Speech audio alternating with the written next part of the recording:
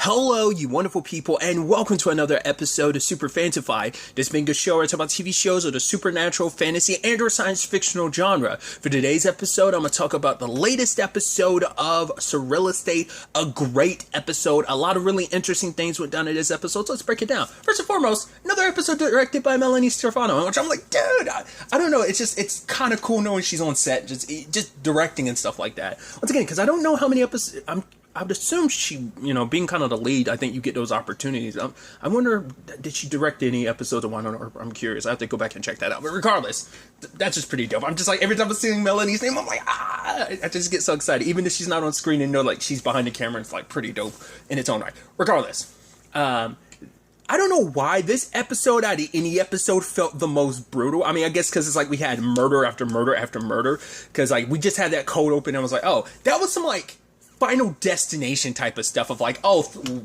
crazy, like weird ways to just end up dying. Oh, you avoid like, oh, stabbing your eye with that sign. Oh, turn the wrong way and then like a branch jabs you in the eye. A lady, the moment she put her needles in the chair like that, I was like, oh, don't do that. Like, do it pointing down. And it's like, that sucked. And then finally the third person, like, oh, cool. She got an arrow that, like, because the dude was sneezing, and I was like, well, you're facing forward. How are you going to sneeze and, like, somehow shoot your buddy? Oh, it's because it's not about shooting your buddy. It's shooting some lady walking in, like, a parking lot. It's like, Jesus, that's brutal. So basically, Rita ended up offering this place to Luke and the company to try and sell and everything. And I love the fact is that she's more broken up about like how much time she's got to take away from dealing with like her assistant dying. It seems like she keeps them in constant rotation and stuff like that. She even showed up at the office later on being like, oh, he's going to need corrective lenses. And they're like, what? It's like, yeah, because he had his eye poked out. And Zoe and Susan Rome was like, Jesus, lady, that was your assistant you're talking about like that. That is a super morbid joke. And he had super recently died too. That's extremely messed up. Wow, case of too soon. Man, it's like, you are a terrible human being, Rita. I think even Zoe being like, it kind of sucks because Rita never went inside the house, so like the house isn't going to try and kill her. It's like, oh, it just kind of, because even Zoe was like, he's in a better place now because he's no longer working for you. That's, Jesus. You can now understand the animosity, because like the only time we've seen Rita so far is in episode 1. So for her to kind of be returning like this is pretty great, and us to be like, oh, she was kind of a crappy person in episode. Oh, cool. We brought her back and make you realize, oh, now we're doubling down on her being a terrible person. Like you thought she's kind of bad before. No, she's worse.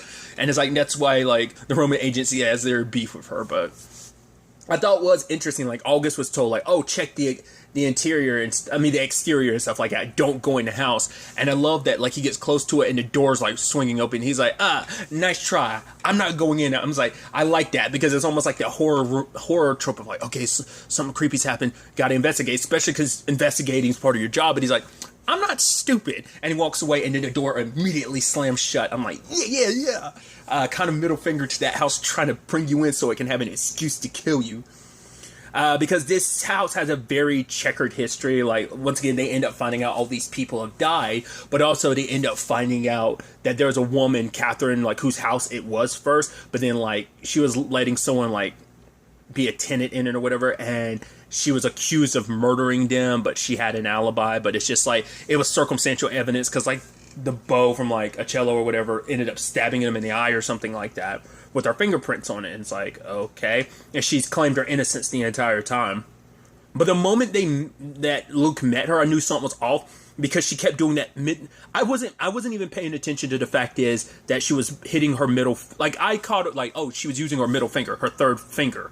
And that's what I call, I wasn't paying attention to the fact is it was in a rhythm of 1, 2, 3. So 3. It's just, I was like, okay, like 3's are her thing because kills people every 3 days is how this whole thing works. I love the discussions. Like they keep throwing out more and more names of like, is it this? Could it be that? A Ripper? It could be a Ripper. A Mumford? It could be a Mumford. Wait, what's a Mumford? It's a spirit that does something over and over and over again. And she's like, well, hey, I like Mumford and Sons. I was like, was that supposed to be a jab at Mumford and Son? I thought maybe that was just, I don't know. I've never, nothing against them.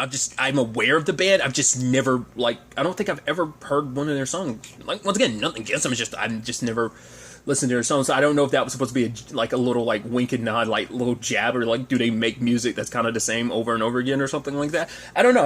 I thought there was such a, like, for her to respond like that, I was like, oh, it wouldn't even really have crossed my mind for that to have been a Mumford and Sons jab or something. That was interesting.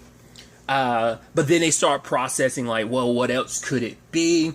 Because what really got, at first, I was keep doing it. Luke was thinking that it was the house, but now he believes it was Catherine. The fact is that he's like, I looked at her air, like the air about her. There was almost like arrogance. It's like, you wouldn't expect something like that from a corrective, like, because she even called him, like, because she's like, oh, I thought you were a writer or a movie person. Oh no, you're a commission craving house hooker. She's like, what a disappointment. He's like, yeah, so you must have been talking to my mom. I was like, Jesus. For one, that's an inside joke that no one's gonna get, Roman. But, like, the fact is that he took that and laughed about it like that. It's kind of like, oh, you're laughing, but on the inside, you're crying a little. That was kind of a little bit of a, like, oh, sad little... That was kind of a sad joke in that, like, sad, and that, like I said, it's just, like, the nature of what it represents, but still. But now the whole thing is about, like, well, they tried to warn the next dude, which that ended up being super morbid because he ends up getting stabbed by a stick and has a balloon that says congrats. It's like, because I love Phil try to scale him. He's like, here, wear these goggles, but the dude didn't want to listen because I understand it sounds like crazy, but it's like, I don't know. I guess because I'm superstitious enough, when people are like, yeah, people have died in this, but you might want to at least be a little precautious. And I'm like, I don't know. Because I'm open enough to be like, oh, there might be some, like, bad juju, like, associated with this. Let me lean into it a little. I don't know, but that's just me. Obviously, for the nature of the show, it's like, of course people are going to be like, no, that's weird, that's stupid, whatever. I'm not, you know? So I thought that was an interesting development all on its own. Just like as that case went on, especially because, see, I want to keep doing that. I keep doing it. Luke is, balancing, like, right, going on a date with Megan, and obviously, working on this particular case and trying to, like, balance it all. And she's like, it's okay, like, if work is crazy. He's like, no, it's just this Owen's place. And it's just like, August ended up finding Rita's assistant's, like, email and going through it, because the next person on the list, all they had was an email address, so there was no name or face associated with. So it's like, right, we have to save a nameless, faceless person from a nameless, faceless killer, because they end up finding out this is a watchmaker. That basically, it's basically a demon creature that has to stick to a very specific schedule. In this case, in threes. Very specifically, they end up, like,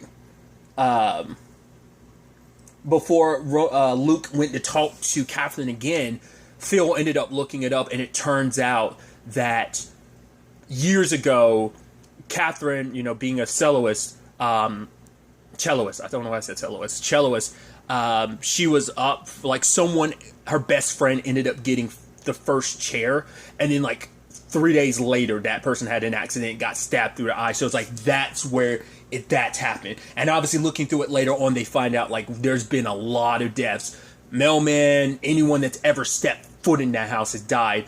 No one's going to look too deeply into it because they all seem like accident. Once again, some very specific Final Destination deaths. Also, side note, there was actually Final Destination, there's at least 2 I can think of that are like that.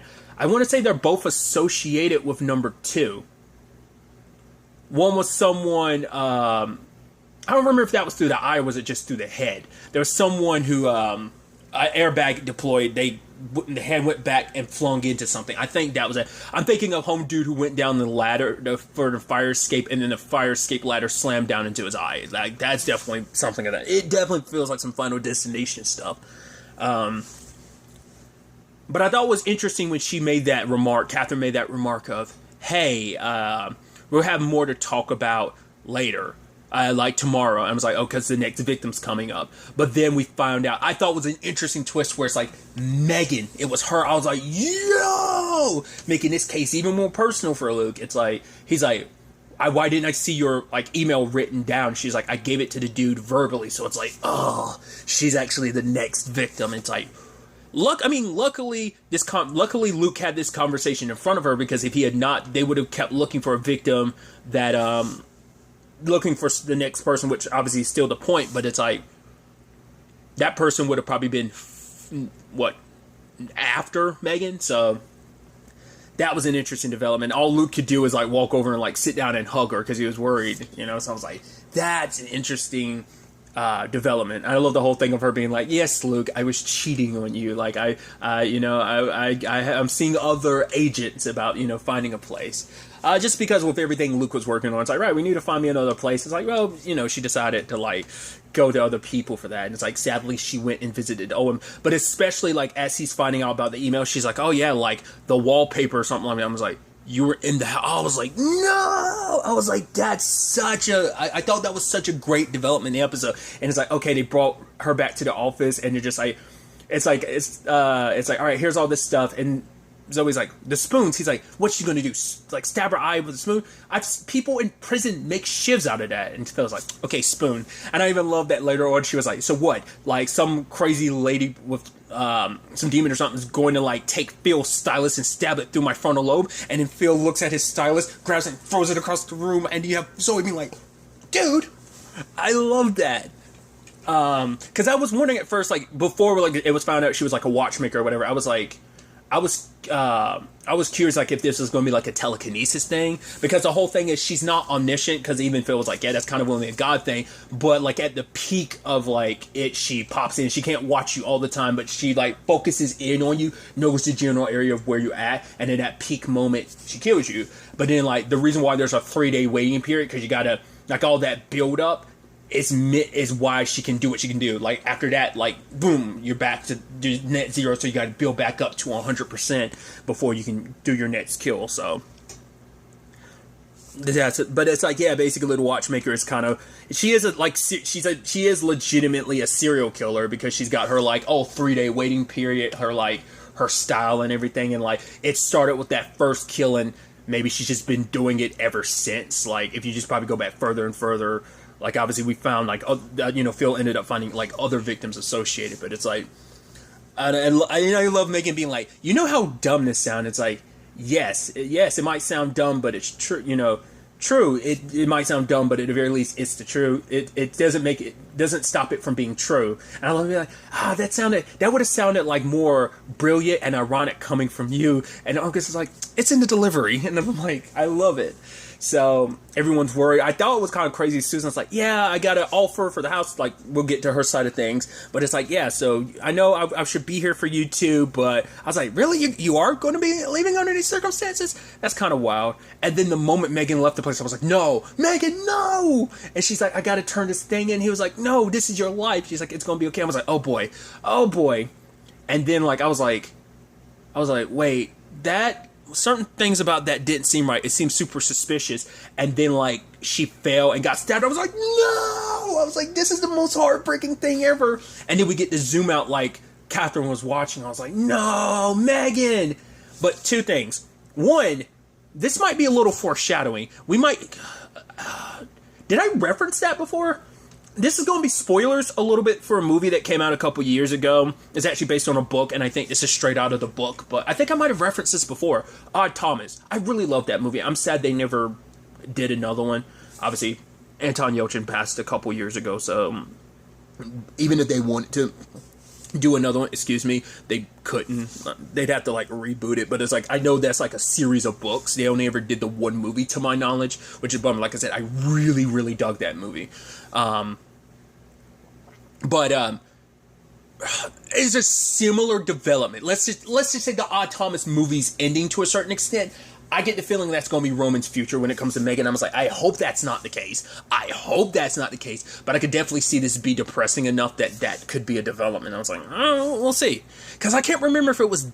maybe it was something associated with this. Maybe it was this. Because it's like that... because I feel like I... not recently, but... sometime fairly recently referenced Odd Thomas in some other review. I just don't remember what it was. Maybe I feel like it had to be associated with it, because Odd Thomas, if you're unaware, it's about a dude that can see ghosts. It's kind of very similar in regards to this to a certain extent. So that's maybe it had to be this that I was talking about it. Regardless. But what I was talking about, like, things didn't seem right. The person in the hood, pink hoodie running, I was like, and they made sure not to show that person's face. I was like, that's a little suspicious. And because of all that, I was like, it's a fake out. It's a fake out. Dude, I was worried for a second. I was like, nah, it's a fake out. They got her. Because the whole point was like, yeah, what if she misses? Like, you know, her whole thing is 1, 2, 3. If you disrupt that, like, what happens? And I forgot what field he basically almost like a electronic stroke. Basically, it's like the computer that has a little wheel that pops up, but it stays there forever. And the moment Roman showed up, it's like he had to confirm whether she thought Megan was actually dead or whether she got fooled or not. And it turns out she did. She's like, "Oh, you loved her, didn't you?" Which I'm surprised. I wondered if Megan probably didn't hear that part. But it's like, yeah, because that was also the thing too. Like, when she did that, I was curious whether or not she knew Megan's attachment, because she, like, follows you. Like, it's not like an omniscient thing. She knows where you are always, but she kind of marks you. So part of me was like, in that time frame, was she around Roman enough to be like, because it's like, oh, tomorrow we're gonna have something to talk about. Is it just because she knew, oh, we're gonna have a new victim, or is it because she knew that Megan was important to Luke, so it made it even that much sweeter? But she's talking about, like, oh yeah, like, oh, this is gonna happen over and over again every 3 days. Ooh, over again. I'm gonna have my own family. It's like, like, just kind of like victims of just people over and over again coming to her house. But then the moment she saw Megan, she legitimately, like, you see, like, the, like, wheel spinning in her, or like a computer glitching. I was like, yeah, gotcha. I was, like, so pumped for it. I'm like, that's amazing. So that was pretty dope. And it's like, all right, let's get you a new house. She's like, can I get one with a jacuzzi? And Luke is like, geez, clients are so demanding. And I was like, oh, look at you two, they're so cute. I'm like, yeah, I'm so happy for you. I was like, I love that ending. Like I said, middle fingers to Catherine, because they're basically like, is she gonna be stuck like that forever? The demon is, because it's gonna be stuck like that even past Catherine dying. Like, that thing is going to be stuck in that, because it's like it's like a computer searching for an answer it will never find. Like, as August said, 1, 2, 4. You know, so kind of like it glitching. It's like, wait, it doesn't make any sense how you were supposed to die. It freaks out. It's caught in a loop, essentially, as they were saying. So I thought that was an interesting development. The other side of things is Susan's side of things, where she's like trying to get like those frat dudes to leave that place because the dude wants them out of his place. And he was kind of like, yeah, the landlord dude or whatever is kind of a bit of a douche. And they're very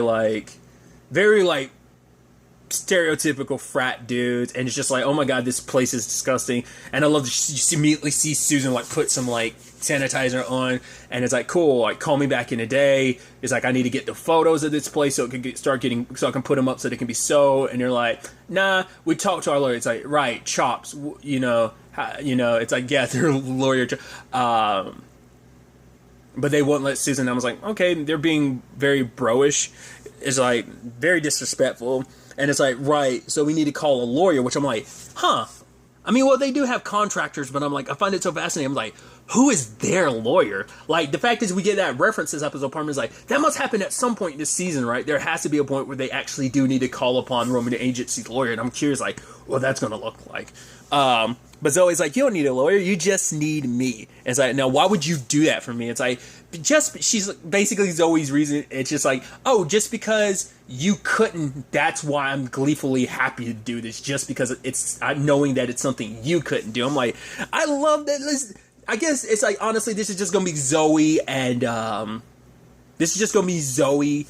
Susan's relationship the entire series, I guess. And I'm there for it. I always felt like, oh, it's one step forward, 2 steps back. But it's like, nah, like, it's kind of like that playful, like, I think that's just like how I think that's Zoe's version of showing love. It's like, honestly, I really like you, Susan, so I enjoy messing with you. So I think that. I think this is besties in the making.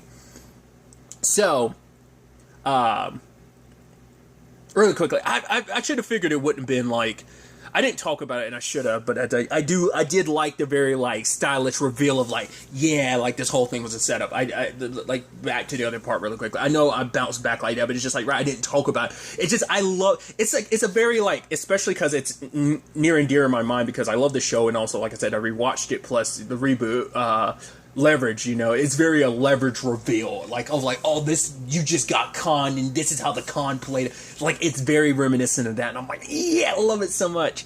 Regardless, the moment, like, Susan was talking to that dude and the video was glitching, I was like, no one's gonna say anything about this? It's like, it's weird. What's with the ethereal background? I was like, oh, that seemed... And then later on, like, when Zoe's able to go in there and it's like, hey, I live over there. I'm like, so you're like, you're half-assing this because you didn't even come up with a full backstory or whatever. You're just like, I mean, I guess they're like bro-ish dudes, so it's like, they're not going to think too much of it. It's like, oh, a pretty girl walked into your place. It's like, oh, I want to do a dance challenge. And they're such idiots, they didn't even realize, like, she's getting you to move stuff. And it's like, oh, yeah, it's for a dance and stuff like that. And they're doing it, and you're like, oh, it's actually a lot of fun. It's pretty dope.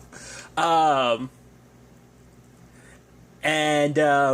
thought it was so fascinating because, like, Zoe, he's like, the dude's like, so can I, like, call you sometime or something? She's like, I can be your slightly older, very attractive, like, that slightly older cousin. And he's like, yeah, so, like, we're gonna text her or anything like that? And she's like, okay, bye. And then she gets in Susan's car, and Susan's kind of waving to him, and it's like, and then Zoe's like, are they still looking? It's like, yeah, okay, drive. And she sinks lower into the chair, like, is it because it's almost like, because Susan was like, I have no words to say. She's like, please, and thank you. And I'm like, I'm so curious, like, is it because, like, Zoe felt weird, like, like, I was around their bro-ish stupidity for too long. It's just kind of like, and the fact is that they were, like, kind of hitting on me, and, like, it makes me feel weird. Like, maybe it's just kind of like, I don't know. I'm curious, like, what fully, like, made her react that way.